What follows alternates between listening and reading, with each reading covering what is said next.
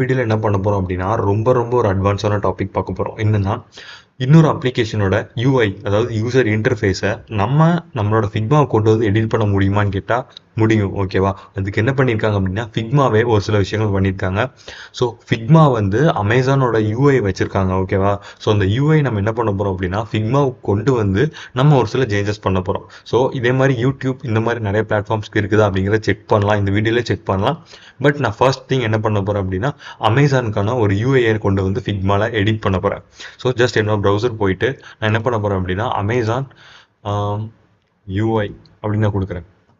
So இப்படி கொடுத்தவொன்னே என்ன பண்ணும் அப்படின்னா ஜஸ்ட் இங்கே பாருங்களேன், ஃபிக்மா அமேசான் யூஐ அப்படின்னு வந்துருச்சா? ஸோ இதை கிளிக் பண்ணிங்க அப்படின்னா இந்த பேஜ் வரும். ஸோ இதில் நீங்கள் லாகின் பண்ணுற மாதிரி இருக்கும். லாகின் பண்ணதுக்கப்புறம் ஓப்பன் இன் ஃபிக்மா அப்படின்னு கொடுங்க. ஸோ வந்து ஆல்ரெடி ஒரு கிரியேட்டர் பார்த்தீங்க அப்படின்னா இதை கிரியேட் பண்ணி வச்சிருக்காரு. ஸோ நம்மளுக்கு இப்போ வந்து நம்மளோட அமேசான் பேஜ் வந்து கிடச்சிருச்சு. ஓகேவா? ஸோ இப்போ நான்